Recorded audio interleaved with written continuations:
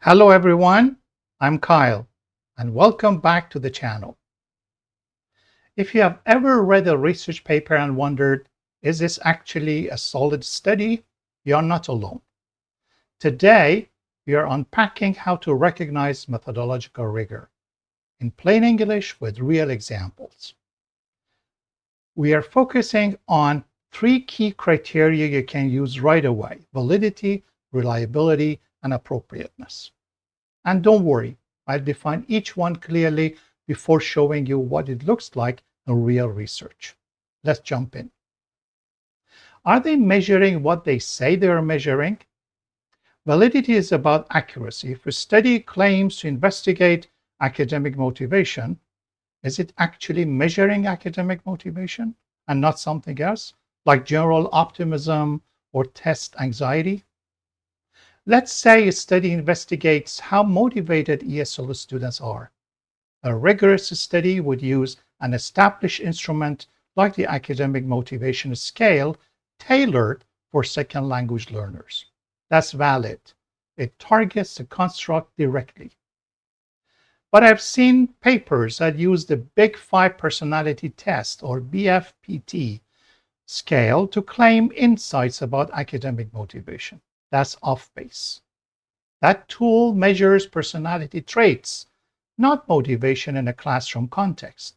It lacks construct validity, meaning the tool doesn't match the concept.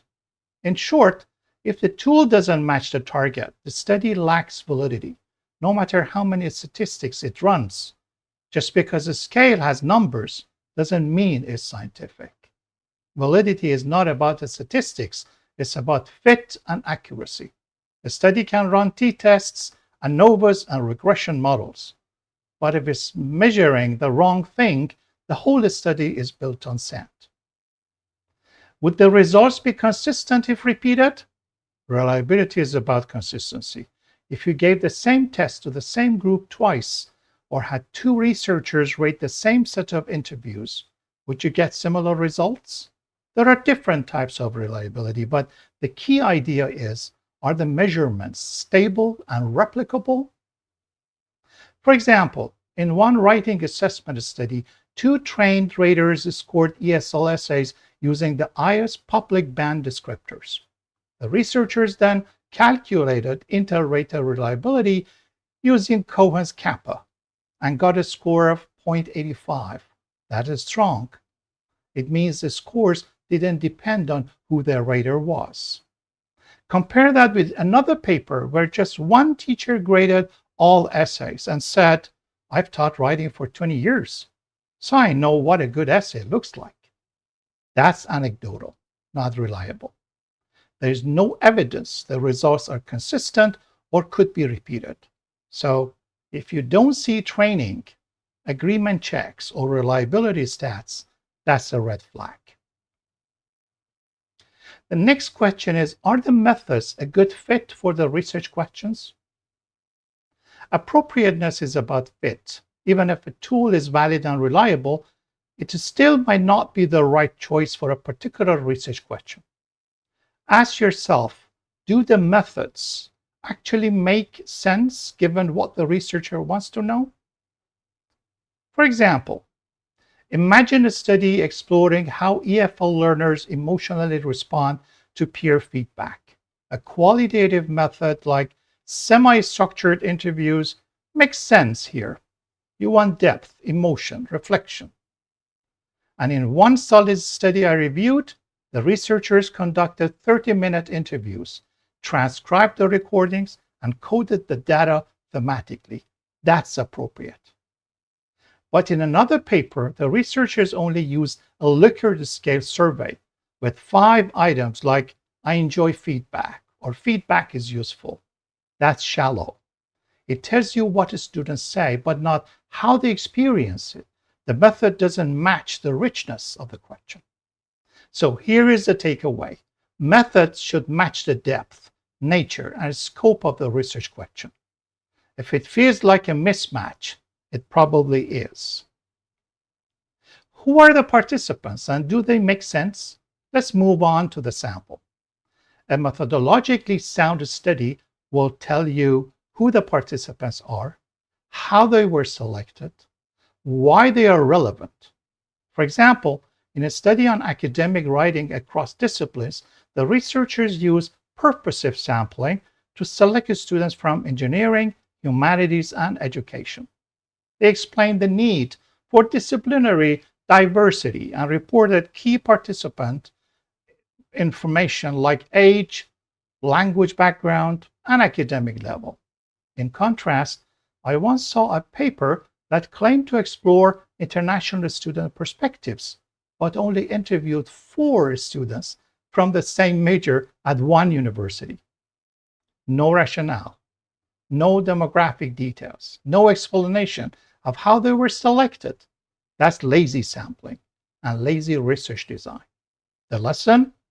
If the participants don't reflect the topic, or if selection is unclear, the findings might be skewed or irrelevant. Is there any transparency in data collection? Can you follow what they did?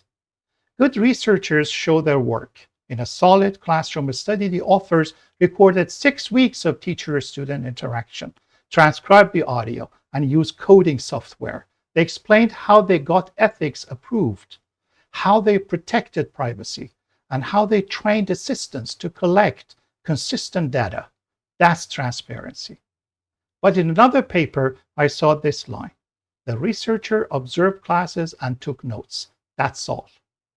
No mention of when, where, what was observed, and how it was recorded. You can't evaluate what you can't see. So remember, if the study doesn't show its process, it can't prove its findings. In their data analysis, can you trace the logic from data to claims? Rigor means we can see how the data was analyzed, not just the conclusions.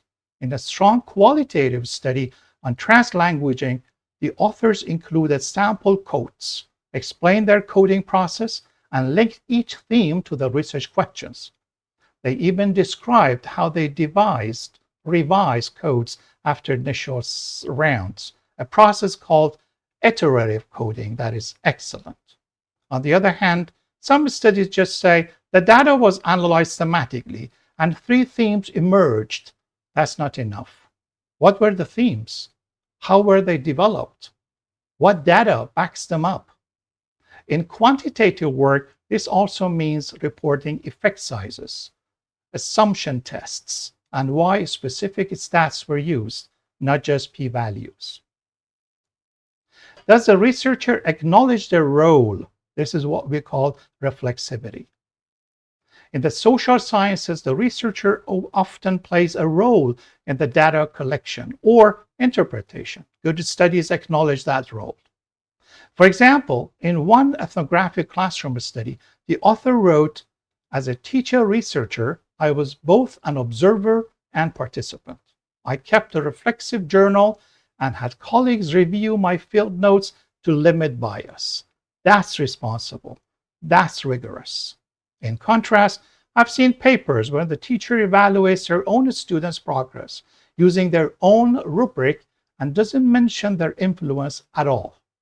That's a blind spot. Reflexivity isn't a weakness, it's a marker of professional awareness.